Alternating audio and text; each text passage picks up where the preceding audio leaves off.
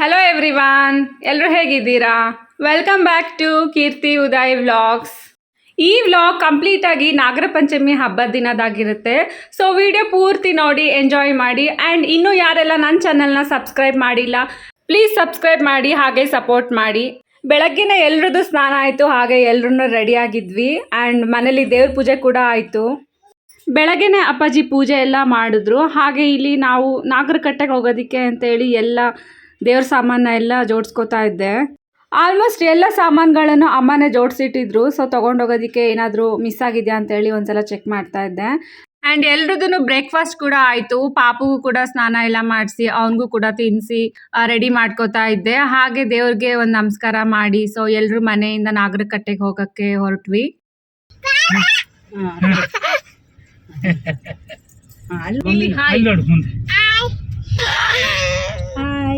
ಎಷ್ಟು ಕ್ಯೂಟ್ ಆಗಿದೆ. ನಾವು ಮನೆಯಿಂದ ಹೊರಡಷ್ಟೊತ್ತಿಗೆ ಆಲ್ಮೋಸ್ಟ್ 10 o'clock ಆಗಿತ್ತು. ಸೊ ಬೆಳಗ್ಗೆನೆ ಆಲ್ಮೋಸ್ಟ್ ಎಲ್ಲ ನಾಗರಕಟ್ಟೆ ಹತ್ರ ಪೂಜೆ ಮಾಡ್ಕೊಂಡು ಹೋಗಿರ್ತಾರೆ. ಈ ಸಲ ಪಾಪು ಇಬ್ರು ಇರೋದ್ರಿಂದ ಸ್ವಲ್ಪ ಲೇಟ್ ಆಯಿತು. ಹಾಗಾಗಿ ಇಲ್ಲಾಂದರೆ ಇನ್ನೂ ಬೇಗನೆ ಹೋಗ್ತಾ ಇದ್ವಿ. ನಾವು ಬಂದಾಗ ಒಬ್ರದ್ದು ಪೂಜೆ ಆಗ್ತಾ ಇತ್ತು. ಸೊ ಎಲ್ಲರೂ ಆಲ್ಮೋಸ್ಟ್ ಪೂಜೆನ ಮುಗಿಸ್ಕೊಂಡು ಹೋಗಿದ್ರು. ಹಾಗೆ ನಮಗೆ ಪೂಜೆ ಮಾಡ್ಕೊಳ್ಳೋದಕ್ಕೆ ಫುಲ್ ಫ್ರೀ ಆಯಿತು.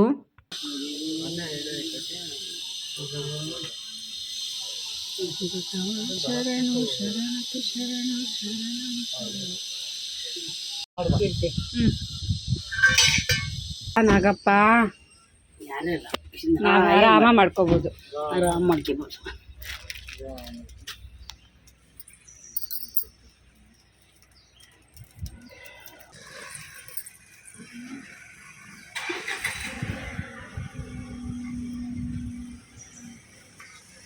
ಇಲ್ವಾ ಸುತ್ತರ್ದು ಬಾ, ಮತ್ತೆ ಮಧ್ಯಮ ಅಲ್ಲಿ ಬಿಟ್ಟು ಬಾ. ಅಲ್ಲಿ ಬಿಡು. ಹಾಂ ಹಾಂ ಸ್ವಲ್ಪ ಹಾಂ, ಮತ್ತೆ ಮಧ್ಯ ಬಿಡು ಬಾ ಮಗ. ನಿಧಾನ ಸುತ್ತಾರ ಬಾ. ನೀವು ಹೋಗ್ಬೇಡ ಮಗ, ನಿಧಾನ ಇಲ್ಲ, ಹುಲ್ಲು ಬೆಳೆದೈತಿ ಜಾರಲ್ಲಿ.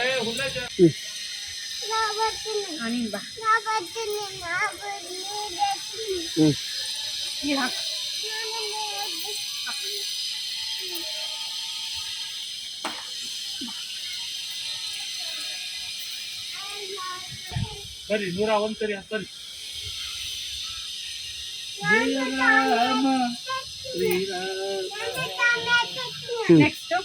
ನೆಕ್ಸ್ಟ್ ಅರ್ಶನ ಕುಕ್ಕು ಎಲ್ಲ ಹಚ್ಚಿ ಹೂವೆಲ್ಲ ಮುಡಿಸಿ ತಲೆ ಮೇಲೆ ಇಡೋದು ನಮ್ದು.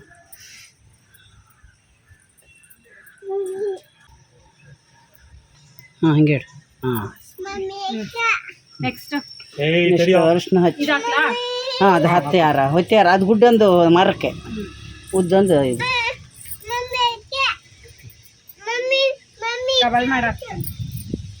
ನನ್ನ ಹಸ್ಬೆಂಡು ನಮ್ಮನ್ನ ಇಲ್ಲಿ ಡ್ರಾಪ್ ಮಾಡಿ ಶಾಪ್ ಓಪನ್ ಮಾಡಿ ಕೊಟ್ಟು ಬರ್ತೀನಿ ಅಂತ ಹೇಳಿ ಹೋದ್ರು. ಸೊ ಶಾಪ್ ಇಲ್ಲಿ ನಮಗೆ ನಿಯರ್ ಆಗತ್ತೆ. ಸೊ ನಾವು ಅಷ್ಟರಲ್ಲಿ ಎಲ್ಲ ರೆಡಿ ಮಾಡ್ತಾ ಇದ್ವಿ.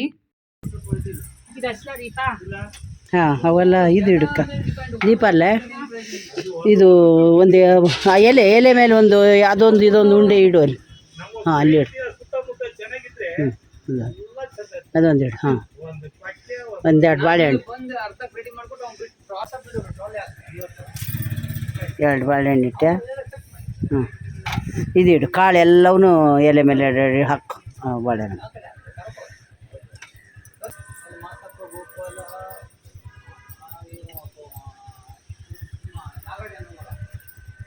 ನಾವು ಬಂದಿದ್ದು ನಮ್ಮ ಸಾಗರದಲ್ಲಿರೋ ರೈಲ್ವೆ ಸ್ಟೇಷನ್ ಹತ್ರ ಇರೋ ನಾಗರಕಟ್ಟೆಗೆ. ಸೊ ಅಮ್ಮ ಇಲ್ಲಿ ತುಂಬ ವರ್ಷಗಳಿಂದ ಬರ್ತಾ ಇದ್ದಾರೆ. ಅಪ್ಪಾಜಿ ರೈಲ್ವೆ ಡಿಪಾರ್ಟ್ಮೆಂಟಲ್ಲಿ ವರ್ಕ್ ಮಾಡ್ತಿದ್ದಾಗ ಸೊ ಅವ್ರಿಗೆ ರೈಲ್ವೆ ಕ್ವಾರ್ಟರ್ಸ್ ಕೊಟ್ಟಿದ್ರಲ್ಲ, ಸೊ ಆವಾಗಿಂದನೂ ಅವರು ಇಲ್ಲೇ ಇದ್ದರು. ಆಲ್ಮೋಸ್ಟ್ 25 ಇಯರ್ಸ್ ಎಬೋನೇ ಆಗಿದೆ. ಸೊ ಇಲ್ಲಿ ಬಿಟ್ಟು ಬಂದಮೇಲೆ ಆದ್ರೂ ಪೂಜೆ ಕೂಡ 1 ವರ್ಷನೂ ಮಿಸ್ ಮಾಡದೆ ಮಾಡ್ತಾ ಬಂದಿದ್ದಾರೆ. ನಮ್ಮ ಮದುವೆ ಆದಮೇಲೆ 4 ಇಯರ್ಸಿಂದ ನಾನು ಕಂಟಿನ್ಯೂಸ್ ಆಗಿ ಸೊ ಇದೇ ಪ್ಲೇಸಿಗೆ ಬರ್ತಾ ಇದ್ದೀನಿ. ಆ್ಯಂಡ್ ಇದೇ ಪ್ಲೇಸಲ್ಲಿ ನೋಡಿ ಮೊದಲು ಇದ್ದಿದ್ದು ಸೊ ಅಪ್ಪಾಜಿಯವರು ಇದ್ದಿದ್ದು ಆಲ್ಮೋಸ್ಟ್ 25 ಇಯರ್ಸ್ ಆಯ್ತಂತೆ ಇಲ್ಲಿಂದ ಶಿಫ್ಟ್ ಆಗಿ. ಆ್ಯಂಡ್ ನನ್ನ ಹಸ್ಬೆಂಡು ಪ್ರೈಮರಿ ಸ್ಕೂಲಲ್ಲಿ ಇದ್ರಂತೆ. ಸೊ ಇಲ್ಲೇ ಆಟ ಆಡೋದಕ್ಕೆ ಬರ್ತಾ ಇದ್ವಿ ಅಂತ ಹೇಳ್ತಾ ಇದ್ರು. ಹಾಗೆ ನಮ್ಮ ಅತ್ತಿಗೆ ಕೂಡ ಎವ್ರಿ ಡೇ ನಾಗರಕಟ್ಟೆನ ವಾಶ್ ಮಾಡಿ ಸೊ ಪೂಜೆ ಮಾಡಿ ಹೋಗ್ತಾ ಇದ್ರು ಅಂತ ಹೇಳ್ತಾ ಇದ್ರು. ಹಿಂಗೆ ಹಂಗೆ ಅಪ್ಪ ನಾಗಪ್ಪ.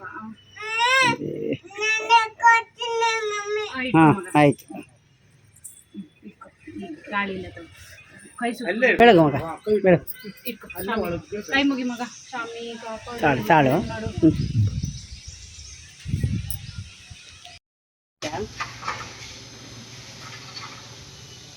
ಈ ಕಡೆ ಮೇಲೆ ಹಾಕು ನಾಗಪ್ಪ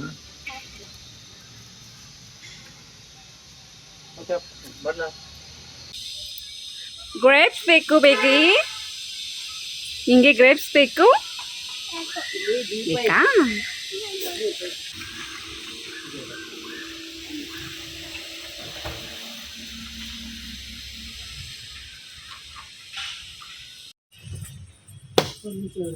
ಇದಾನ ಅಲ್ಲಿ ಅಲ್ಲಿ ಹಾಕೋ ತಿನ್ಸು ಒಳ್ಳೇದು ಅಂತ. ಮೊಳಕೆ ಬಂತದೆ ಹಾಂ ಮೊಳಕೆ ಬಂದಿತ್ತು ಬಿಡು ಎಲ್ಲ ದೇವ್ರು ಮಾಡ್ತೀವಿ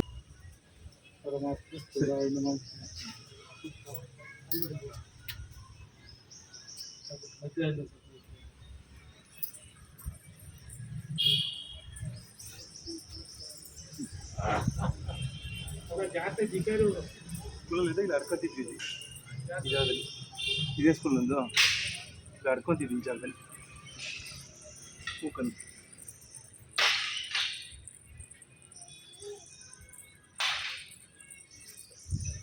ಇದಾನ ಬಾ ಮಗ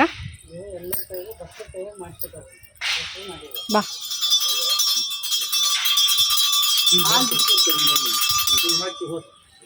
ಹಾಂ ವೆರಿ ಗುಡ್ ಮಗ್ನ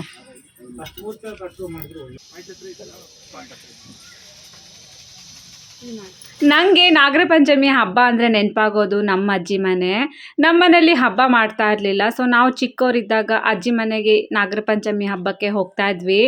ಹಾಗೆ ಅಜ್ಜಿ 4-5 ಥರದ ವೆರೈಟೀಸ್ ಆಫ್ ಉಂಡೆಗಳನ್ನ ಮಾಡ್ತಾಯಿದ್ರು. ತುಂಬ ಟೇಸ್ಟಿಯಾಗಿರ್ತಾ ಇತ್ತು. ಅಕ್ಕಿ ಉಂಡೆ, ಎಳ್ಳುಂಡೆ, ಕಡಲೆ ಉಂಡೆ, ಶೇಂಗಾ ಉಂಡೆ, ಹಾಗೆ 5 ಥರದ ಉಂಡೆಗಳನ್ನ ಮಾಡ್ತಾಯಿದ್ರು. ಹಾಗೆ ಹುತ್ತದಿಂದ ಮಣ್ಣು ತೊಗೊಬಂದು ಮನೇಲೇ ನಾಗಪ್ಪನ ಪ್ರತಿಷ್ಠಾಪನೆ ಸಣ್ಣದಾಗಿ ಮಾಡಿ ಅದಕ್ಕೆ ನಾವು ಹಾಲನ್ನ ಬಿಡ್ತಾಯಿದ್ವಿ.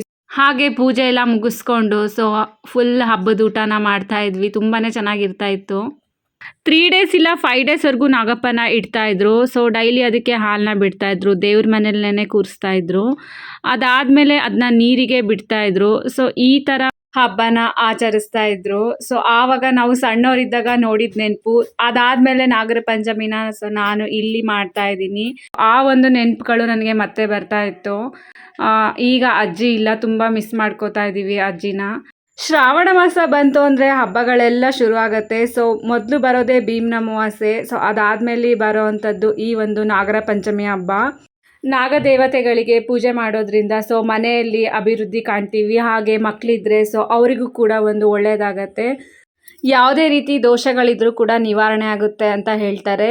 ಹಾಗೆ ಅಣ್ಣ ತಂಗಿ ಅಥವಾ ಅಕ್ಕ ತಮ್ಮ ಇದ್ದರೆ ಸೊ ಅವ್ರ ಬಾಂಧವ್ಯ ಕೂಡ ಗಟ್ಟಿಯಾಗಿರುತ್ತೆ ಅಂತೇಳಿ ಈ ಒಂದು ಪೂಜೆನ ಮಾಡ್ತಾರೆ.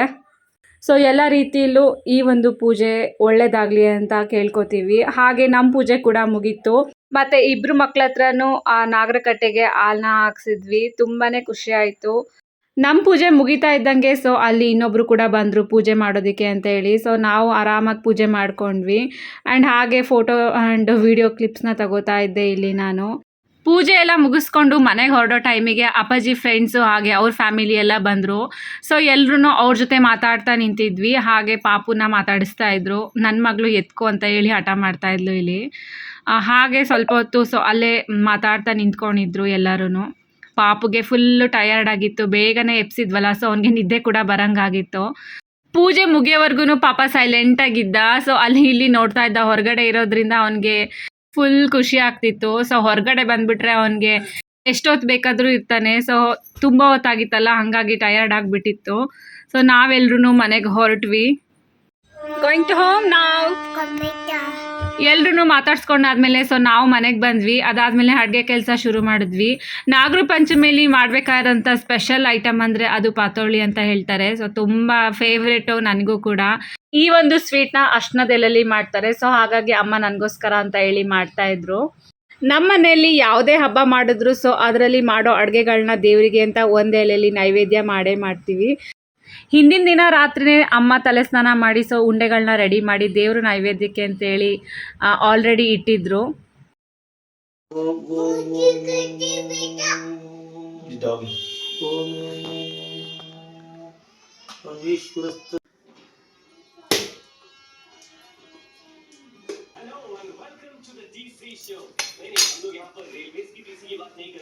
ಪರಮೇಶ್ವರಸ್ಥದಾಯ ನಮಃ ಪರಮಕೀರ್ತಿದಾಸದಾಯ ನಮಃ ನಮಸ್ತೇ ನಮಸ್ತದಾಯ ನಮಃ ನಮಸ್ತದಾಯ ನಮಃ ಸರ್ವಮಾತಾಯ ನಮಃ.